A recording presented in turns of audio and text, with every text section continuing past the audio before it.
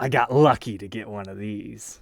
Welcome back, Troglodytes, to your daily dose of guitar information, the Trogly's Guitar Show. I was really happy a dealer was able to hold one of these new Charlie Starr guitars for me because they were hot. The initial batch sold out instantaneously. This is the brand new for 2024 Blackberry Smoke Charlie Starr Signature Les Paul Jr. I like what they've come out with here. It's such an interesting take. But first, before we even talk about the guitar, look at the case that they gave us. This is a custom shop case. It's made to mimic what the original 50s vintage Juniors came with. It was a really crappy chipboard case, but it had the exterior of alligator skin, so they had their case manufacturer make one that looks like it, but actually be a good case. I think they came out with these a couple of years ago, but for a Gibson USA product to get the custom shop case and it be a signature artist with cool color options, wrap tailpiece, and all that for $1,999. Now, an original collection Junior is actually $400 cheaper. However, here's what we get on top of this. Well, I just kind of alluded to it. You have an intonatable wrap tailpiece, and you get these interesting ambered over knobs. I did not notice that when we were looking at the leaked photos. That reminds me of what Gibson uses within the mod collection. That's cool. But next up, it is a satin finish, and it's a limited edition. They're only making 500 of these, 250 in each hue. So I decided to go for this walnut one because I just thought it was absolutely gorgeous. I love walnut colored instruments. I just think they have a nice rustic look to them. But Charlie's original Junior is actually ebony, but again, these are both satin finishes. However, straight out of the box, it's not like a super ultra dull satin. It's actually one of the really nice ones. I do enjoy that. And the last time Gibson did a limited edition release of a satin finish Junior, it also sold out instantaneously and became a collector's item. And that was a signature for Lucas Nelson. Personally, I was expecting this one to be like at least 2,200, and that was before I knew about the custom shop case, so I think Charlie and Gibson threw us a bone on this one. And to further prove that point, even though we're outside of the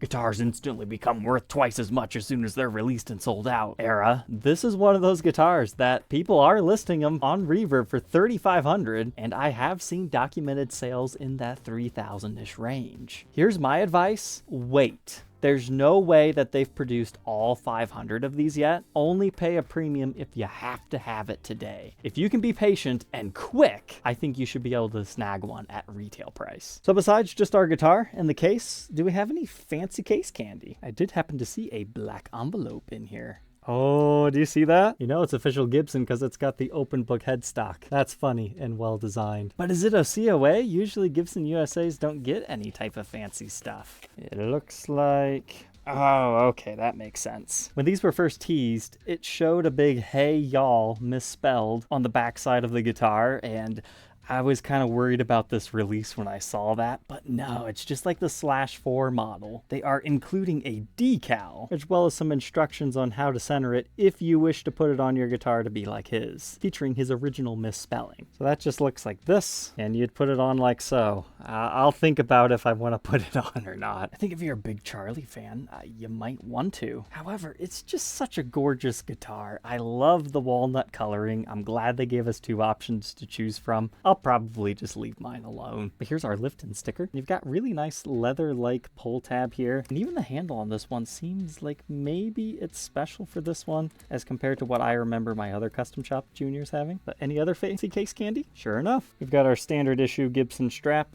case keys, blank truss rod cover if you don't want the signature one on, regular Gibson warranty info, pre-pack checklist, super brown silica packet, a black baggie which contains a magical mystery Gibson multi-tool, the owner's manual, a polishing cloth. Be careful using this or you'll turn your satin into a gloss. Would you look at that? You get a little slide. This thing's actually pretty cool. I like the design. It's just a little friendly worm guy. He's not shish kebabbed on the hook. He's just holding on to it, having a good time. For some reason, I thought he was smoking, like this was smoke or something, but no, that's just the fishing wire. And you got Charlie Starr's signature right here. It just appears to be a ceramic. I don't think I've actually used a slide like this, so maybe I'll give it a go. All I've got to say is within the Gibson realm of things, $2,000 for all of this, I feel was a fantastic deal.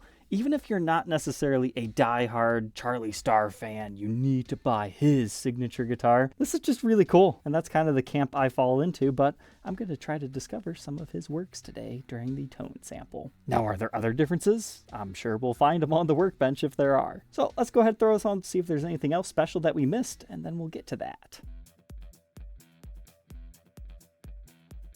Inside the Charlie Starr, found some stuff, but let's start with our pickup. So it actually is different from the original collection one. If you flip it over to the backside, it says P90 dog ear OW. That stands for overwound. So that is special, and I verified it on Gibson's spec sheet. But just how overwound is overwound? Quite an impressive 9.2 K ohms. Usually these are what, 8-ish? So there you go. That's a reason in and of itself to consider this. Here's a look at the route. You can see the actual color of the mahogany being used here, but it's marked WD, likely standing for walnut. And you've got Les Paul Jr., Charlie Starr, 24. Far from the worst route we've ever seen, but the bridge surprised me. So if you're wondering why this looks so different, normally you would just have a wraparound tailpiece that looks like this. This one actually has individual adjustment for the intonation of each and every string. So it's kind of like combining your bridge and tailpiece into one thing. These are very popular modifications for these because historically juniors don't intonate perfectly. Now most of these saddles are actually nice and secure, but for whatever reason this one does not secure. But I was curious if this had a particular branding because the spec sheet did not say anything. But unfortunately I do not see any on it. So it might be Gibson's own design or something they're buying. I know Leo Kwan makes a similar bridge. Another option is a pigtail, or I believe it's Tone Pros that makes the Baby Grand. Those things are kind of cool. But when taking it apart, I was quite shocked to find this. It's just a regular stud, right? Nothing fancy here. No, it's actually a locking stud. The top comes off. So you take this like normal and you set it to the height that you do want. Then your bridge sits on it and then this locks over top of it into place. So that way if you're doing string changes, that's not going to fall off on you. However, I do notice straight out of the factory, there is a ding on the front of the guitar. And that looks like where this would rest on the body. However, it actually doesn't come in contact. So I think that might have happened during installation. It's covered, so it's not a big deal. Just pointing it out. But my sneaking suspicions were correct. I read on the spec sheet, it actually is a premium satin finish. They call it a high build premium satin nitrocellulose lacquer. It really does feel quite nice. It's like a gloss finish that's just been ever so slightly dulled down. If you've had satin finishes in the past from Gibson and you're like, nah, I would suggest trying one at a store, but I don't think you'll have too much luck with that. These things tend to sell out instantly once they're put on reverb. But hey, one more thing about our pickup before we get too far. There's a hidden neck pickup. Nah, I'm just kidding. This is your dog ear P90 cover. This is what you normally get, but it actually has a spacer. You don't normally have that on a junior, so that was interesting. And you really wouldn't even know it's there unless you took off the cover, because the pickup sits on top of it, and it blends in pretty good. But now our knobs. Did we do anything crazy like pull up for regular windings?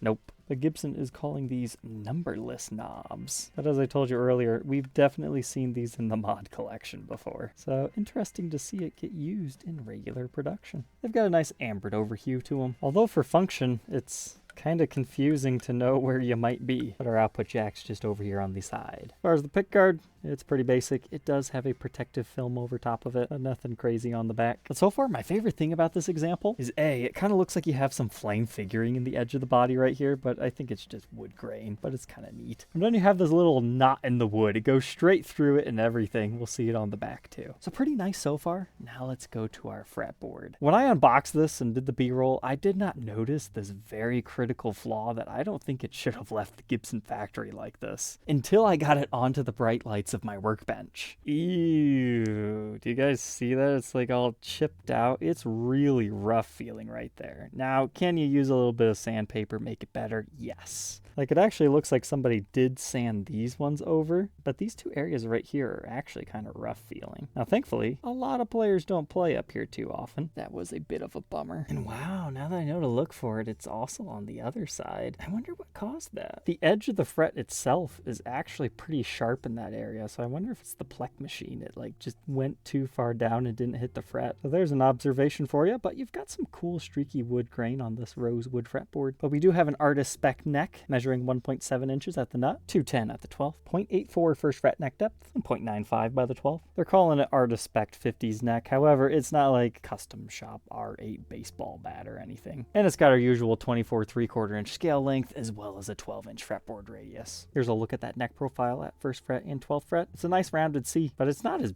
big as that makes it look. While rounded, it doesn't chunk up this way. It's not uncomfortable by any means. It feels like a 60s slim taper with just a little bit more rounded in fullness. So definitely not custom shop neck profile territory.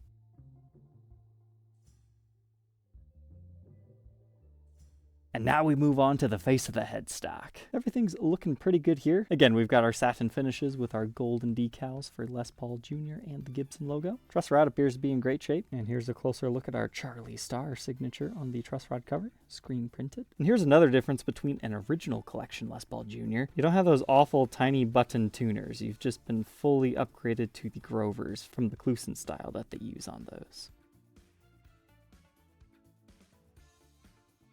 And then since I'm the documentation guy, I decided I was gonna be the one to install it on the back. So I looked at the guide, flipped the guitar over in the case, applied the decal, and then realized I had made quite a big mistake. So when I was verifying it, I looked, cutaways on that side, cutaways on this side, and then I flipped it, not realizing I was about to put it on upside down. So I thought, shoot, I bet I could maybe take the letters off. So I started to do that, but then I just realized there's no way I'm going to be able to get it perfectly on straight because only the sticker would allow for that. So I decided to make lemonade out of lemons, and I fixed the spelling. Are you guys happy now? It's spelled correctly, just on the opposite way. Charlie likes to flash people like this, "Hey, y'all," but I flash people like this, "Hey, y'all." So yeah, that was a blunder on my part, but in the future, Gibson, to help boneheads, if you could put just in the corner over there a full body shot, I think that would have tripped my mind that, hey, something's not right here. Because this is the only other natural way to put it in the case. So if you're installing it, do not have it in your case. Have it like this. But hey, this lighting actually shows off some of the chatoyant effect of the mahogany wood. But you know what? For documentation purposes, having it this way is a little bit better on the workbench because now we see it the proper way. But whenever I see this, I just can't help but think of the song where they're just saying, "Hey, yeah." It's just like the L's are slightly silenced, but these do come off incredibly easy. Not like so easy you're going to accidentally wear them away yourself. And is their system perfect? Nah, I still got some air bubbles, even on the ones that I didn't lift up, but it looks pretty good outside of a couple of janky L's. But again, that's because I ripped all off. Here's a quick peek around the edge. This guitar is quite beautiful. It's got really nice rounded edges to it. And the color works great, but my camera's not having a great time showing it. Let's take a quick peek inside. We've got 2 Gibson branded pots with an orange drop capacitor, so they didn't go bumblebees or anything, but hey, I'd say they spec'd it out pretty good. And we've got the large style strap buttons at the bottom and at the top. And here's the backside of that knot in the wood, but no comfort cuts or anything like that. This is just a flat slab body with a P90 on it. It even has the vintage shelf to it. Before the original collection came out, most Gibson USA Juniors did not have the bump on the side of the neck. That's just a vintage spec. One of those things where you either love it or you hate it.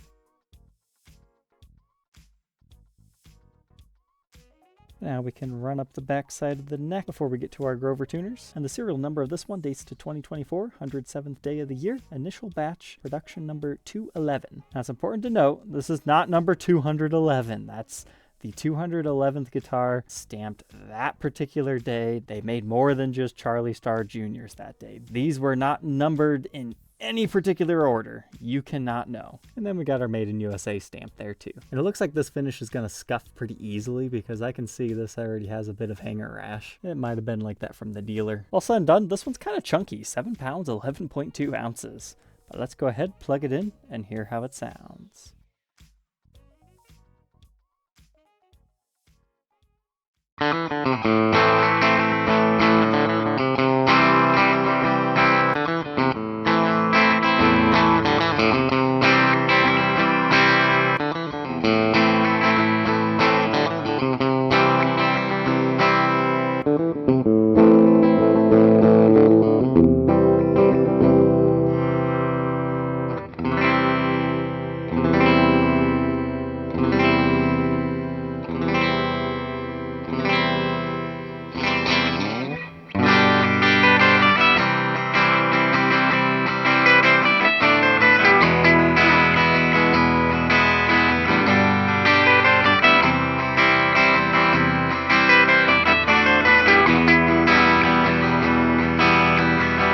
First impressions on the clean. The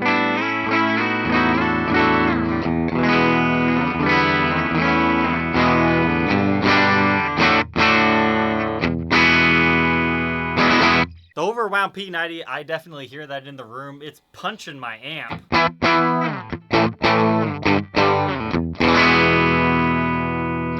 But that's the thing about one pickup guitars is you gotta play with your volume and tone to get you where you need to be. So if you don't like it quite that hot, roll it down just a couple, you get that kind of regular P90 tone.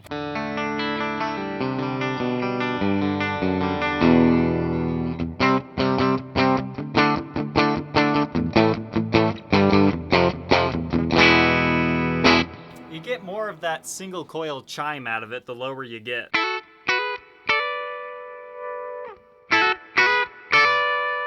So I would imagine he probably runs his not at full 10 all the time.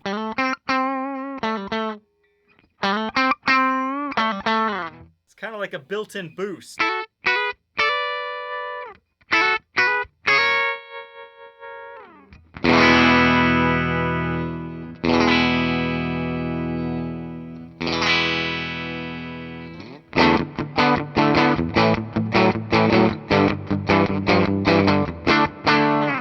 Of course, you can play with your tones on that as well.